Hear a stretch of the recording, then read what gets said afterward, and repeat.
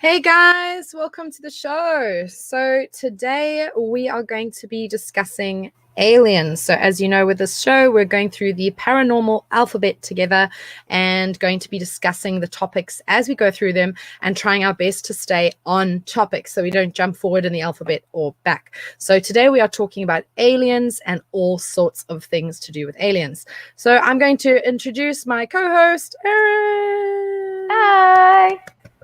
So good to have you back.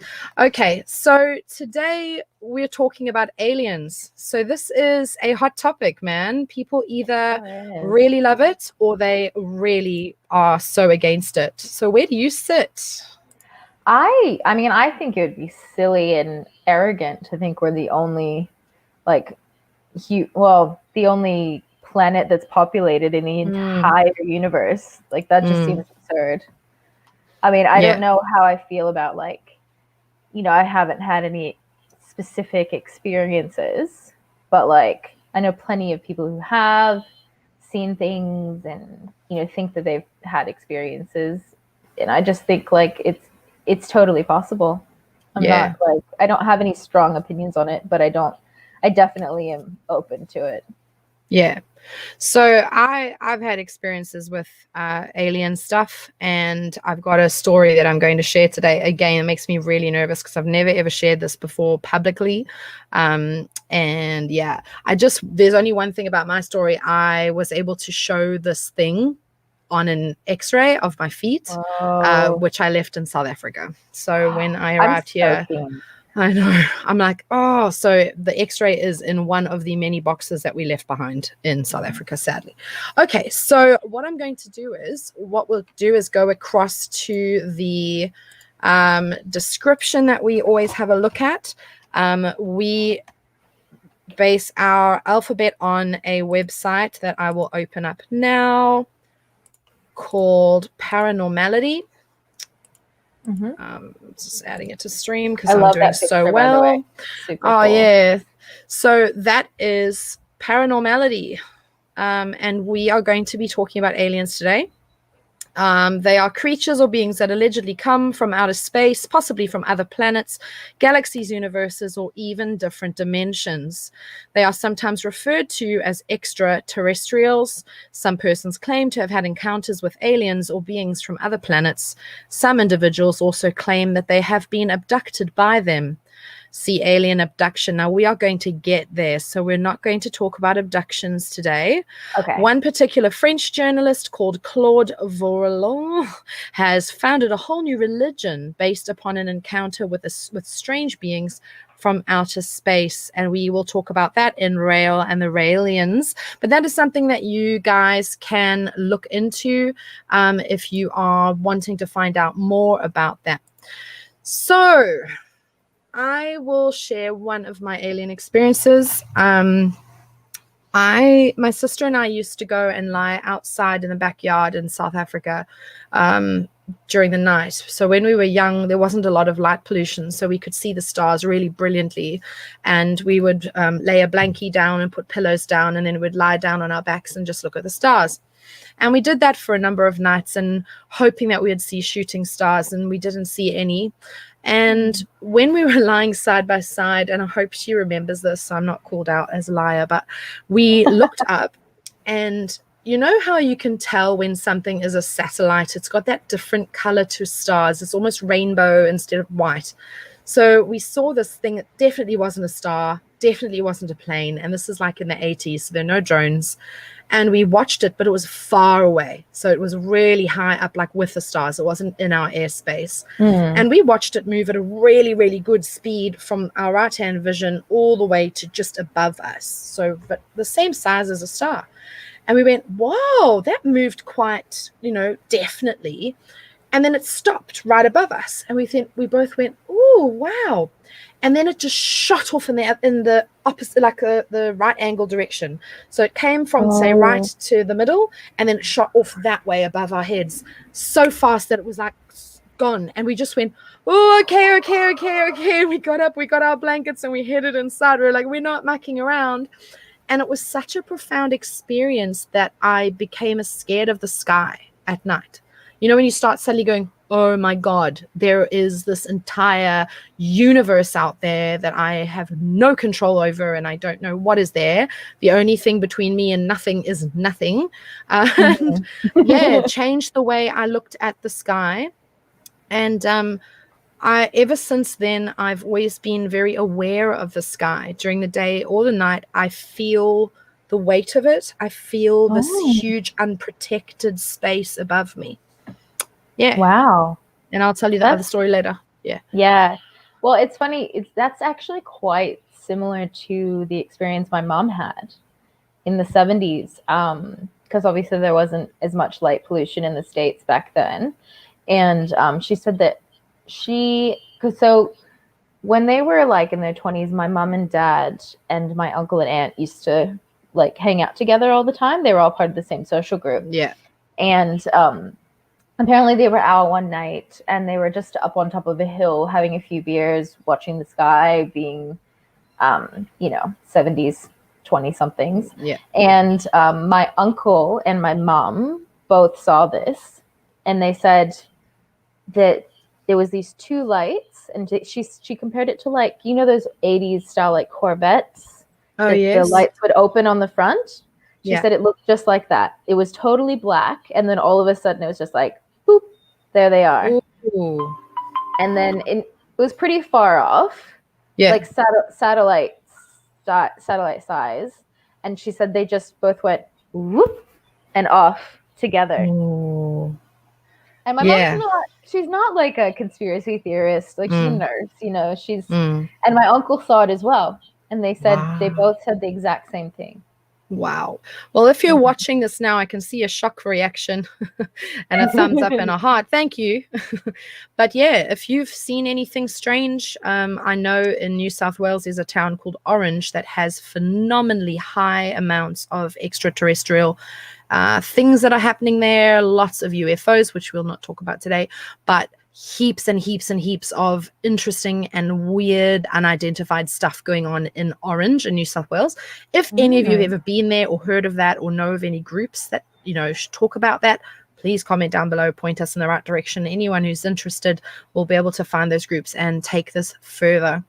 So if you were to meet an extraterrestrial, so say I've seen photos that people have taken, say, of their lounge window, and through the window you can see something looking in at them that definitely looks alien in appearance.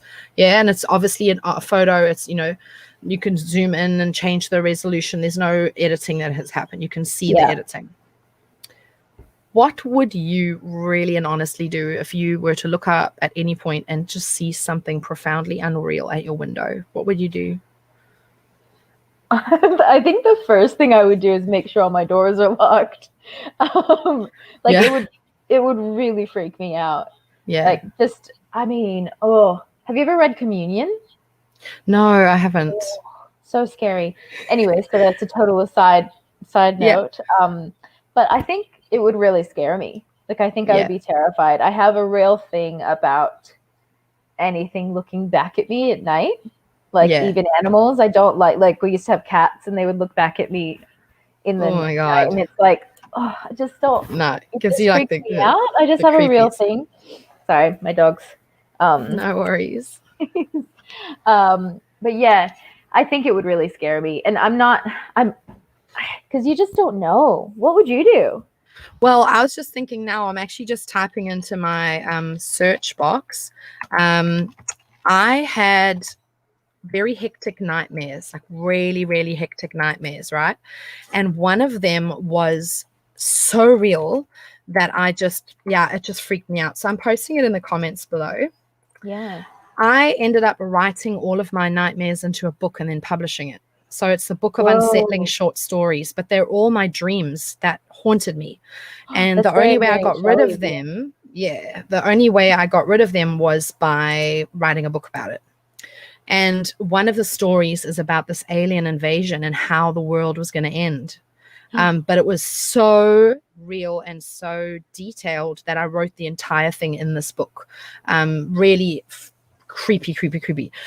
So I'm happy to even try find that and post the story in the comments if it will fit. I don't know if it'll fit in, but yeah, quite scary. I woke up really shattered, just so afraid. It was just so systematic. A lot of my nightmares for a long time after I was about 23 were all about the Armageddon, all about the end of the world, and I dreamt every single possible scenario that how the world could end, but so crystal clear from the first message to the moment of impact or the moment of death. Crystal clear, very long and detailed dreams. So Whoa. yeah, very freaky. That is so freaky. Do you think they were like real? Like, do you have a feeling like they were prophetic? The thing is, I get goosebumps even just talking about it now. Yeah. Especially that dream with the alien takeover of Earth and how systematic it was and how easy it was for them to do it. Just by interrupting all of our networks and TV and radio and internet, they disabled the world instantly. There was no way that we could help each other or connect or formulate any kind of plan. It was really quite scary. And then getting to the point where every radio station was dead, every news station was dead, you couldn't reach anyone by phone, there was no one alive as far as you knew, and then you walked out of your bedroom and there was an alien in the lounge, and that you knew it was your turn to go. Like there's it's like, yeah, it's freaky. This subject from the very beginning of us talking about it has given me, I've got goosebumps on my arms. Yeah, the whole time. More than anything else, I think, because it just feels it's so unknown. Yeah. And like you said, it's preposterous for us and arrogant for us to even dream and believe that we are the only ones. We are so faulty and flawed, squishy bags of bones and teeth and blood, with a very poorly functioning neurosystem. When you strip away our skin and bone and flesh and you see who we truly are, which is just the brain and the nervous system, we look like an octopus. We are alien, but we are choosing to live within this fleshy suit that we've chosen in order for us to live on this planet, our brain to live on this planet.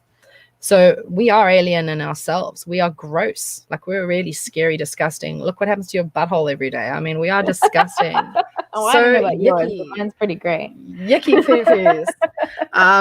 This is like the second time I'm talking about the crapper today. Like, my other group were like, yeah, thanks for sharing.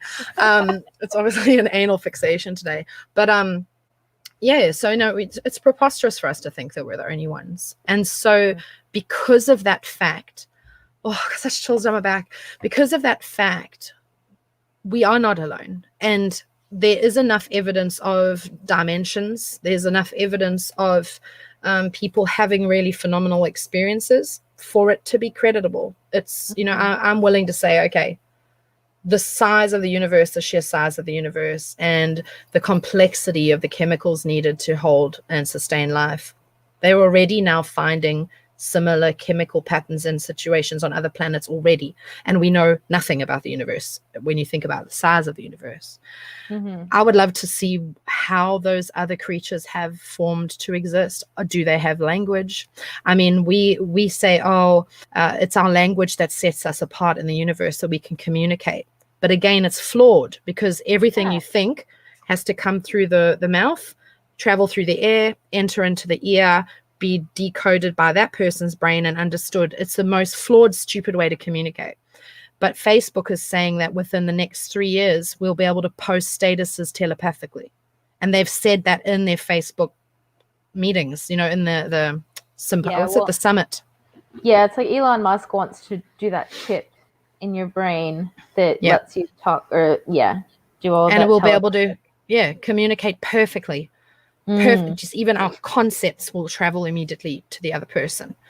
I personally don't mind the idea of having a neurochip inserted. I think that would be fucking amazing. I want to be AI, communicate with people. I'll just be sending like dick pics, like just random. I'm just afraid of how honest I am in my brain compared to how honest I am outside of my brain. But how many of us will go to jail? You know what I'm saying? It's scary. Because again, there is that. How much will we be able to limit that? Yeah, it's a valid point. But But yeah, so what are your thoughts on implants? And that has something to do with my next story. You mean alien implants? Mm. I think I haven't thought about it much, to be honest. Like actual implants. I mean, I guess that does speak to the other subject of abduction. They kind of go hand in hand. Yeah. I guess I think along with it, I think it goes in line. I was just thinking about it as we were talking, and I think the thing that makes us as human beings so afraid of aliens isn't so much that they exist. It's more that they would be so advanced, so much more advanced than us, that we, as your dream said, we would just be totally helpless. Because if they have the technology to come to us, then they are advanced, like so much more advanced than we could ever hope to be in the next 100 years potentially. Well, maybe, I don't know, but like as of where we are now, that's way ahead of us. So we would be totally helpless. And chips are that sort of thing. It's like it's it speaks to a plan too. Chips. Yeah, that means there's sort of preconceived thought and stuff, which is actually quite scary, especially if you end up being the end result of that thought. Like whatever happens to you, it's not just happened by chance, it's been thought out. Then you go, oh shoot, why was I even in their thoughts? Like why was I even in a plan? So I my whole life has been filled with very strange occurrences.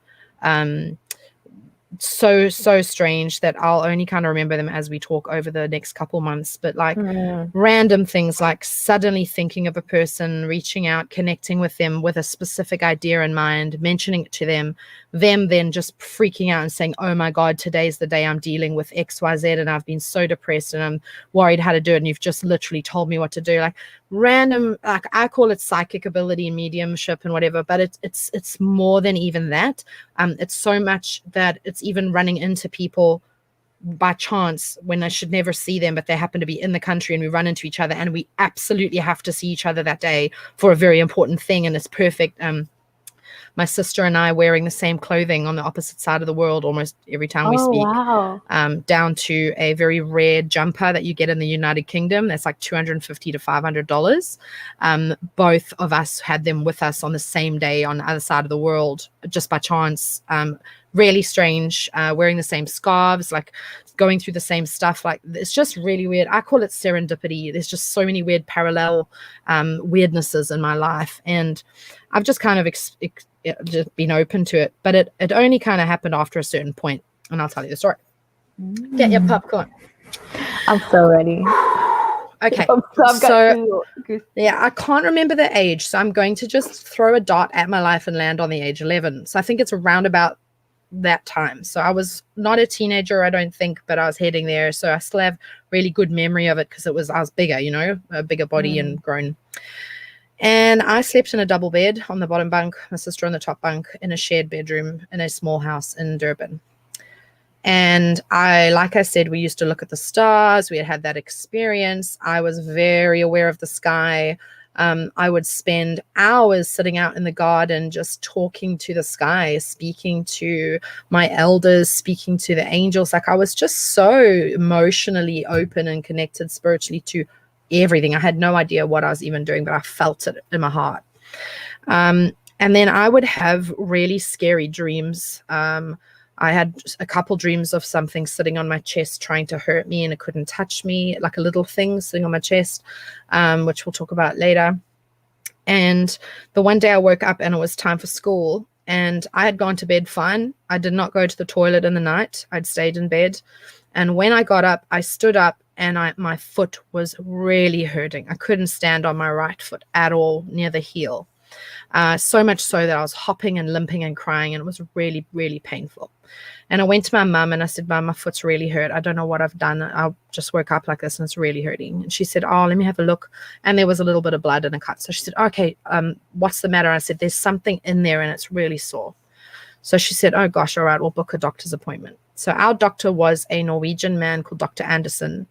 And he was also really sort of quite spiritual and quite amazing guy. So I went and he had a look at it, and he used to whisper. He never spoke in a full voice. And I remember him holding my foot and going, yes. Oh, I see. Oh no, what is this? And I'm like, I can't fucking hear you. It's a bit creepy when you do it like that. You're going to die. Okay. I never spoke over a whisper. It was a big white bed. He looked like a garden gnome, like really cute. So anyway, so he was looking at it and he said, I remember him saying, oh, this is very unusual. Yes, very unusual. And my mom was like, what do you mean? He says, well, I can feel something in the foot. There's a palpable mass in the foot, and it's definitely gone through this cut on your foot. So I said, yes. And he says, but if it was chicken bone or glass, the cut would reflect that. But this is a precision cut. He said it's as if a scalpel has done this. Whoa. And he said, this is absolutely precise. It's exactly like a centimeter. And then this thing is in my foot. And he said, look, he felt it. And he said, look, I believe that this thing will settle down. Just leave it in your foot. It's not, unless it reacts, just leave it. Whatever, it's just there for a reason. And he became really weird about it, and he wouldn't help. He didn't put stitches in. He didn't do anything. He just said, just walk on it until you don't feel it anymore. And I was like, that's really, go in there, take the damn thing out. But he was like, no, just leave it, let it heal. And I feel it every day. I feel it all the time. I'm always aware of it as if it's just there. Energetically, it is there all day, every day. I can feel it right now. I still have a scar under my foot right now. It's a perfect line. Whoa. So I had kind of just got used to having it in my foot and was like, oh, whatever. And then I have all these weird experiences with people. And then I broke my toe spectacularly. I was photographing my 50 stuffed cow toys, as one does. And I ran across the garden and ninja kicked my child's tricycle with my one toe and snapped it cleanly in half. That's so painful. Yes, but it broke at the join. So, of course, I looked down and my toe's like that. And I'm like, yeah. So I knelt down and I just popped it back in because I was like, I'm not letting this shit swell and I'm not having a doctor operate on my foot. So I just went, and I ran inside with this really broken toe. Went to the doctor. The doctor said, yes, it's broken. How the hell did you set it on your own? I said, I don't know. I just frickin' did it. And then he said, I'm going to do an x-ray so that we can just see, where the crack is and all of that stuff. If you need to have a plaster or anything or a splint, we'll do it. X-rays come, I take them home. I don't think anything about them. Probably a year goes by, and one day, when you're morbidly curious about broken body parts and you get out your scans or your doctor's notes, you go, oh, those are my boobs inside. Wow. I got my foot's X-ray, and it was the old-fashioned ones, and I held it up, and I was like, oh, look at my cool toes, look at my feet, look at that crack, wow. And there on the right-hand foot was a triangular shape. Okay, shaped like that. It looked like pyramid like that and a cross. So it was like a spear tip. That did not look like any kind of bone. From the side, it went from narrow to slightly wider, and from the front, it was shaped like that. And I just freaked. I went, oh my God, that's the thing that's been in my foot for all these years. Oh my God, I have evidence that there's a thing in my foot. Showed hubby, showed the family. They were all like, oh, that's so freaky. You're carrying whatever that is around with you. And yeah, I've just always had weird experiences linked to that. I just always feel it energetically. And I don't know how it got into my foot. It happened while I was asleep. I don't know who cut my foot precisely, laser cut or scalpel. I don't know who did it. And I don't know who inserted that into my foot while I slept. But it's there. Oh, have you ever thought about getting it removed? I have thought about it, but at the same time, I feel weird about getting it removed. I don't know how to explain it better than that. I get almost like a panic about having to take it out. Whoa. Yeah. Well, it's just how old you were, 11. Yeah, and I'm now 39, so it's been a long time it's been with me. Interesting. Yeah. Oh, that's so wild. Yeah. That is so wild. Even if it's not a bad thing, there's still something so sinister about doing something like that to children in their sleep. Yeah, and it was not with my consent, if it is anything. Yeah, because exactly. I am open to it being a shard of glass or a bone. Really weird that I would bath, shower, happy, go to bed, all with a massive centimeter deep slice in my foot. very weird because I woke up in pain. Yeah. Well, I've had If it plenty of was, things that I've stepped on in my life, and I've never gotten a very precise cut, especially like even from glass. Like I've had pieces of glass in my foot, and I've never ever experienced anything precise. You know, it's always jagged. It's always in the same shape as the glass. It's always like this was really like strange. precise. Yeah, I remember just looking because I'm double jointed, so I could put my foot literally in my face. And I remember looking at going, "Whoa, that's really just so tidy. No jagged edge, nothing. Just like a little line, perfectly done." And for you, And even not now, to the wake scar up, is just so neat. or your sister, like there's two of you in the same room. Well, see, that's what. Like when you were talking about your dreams, it made me think more of Communion, that book, because it's a guy's account of his experience with aliens and his dreams always, he always had these wild dreams that took the place of the experience. And it was like an owl or an animal sitting outside his window, like an owl or a fox or something that had silver eyes.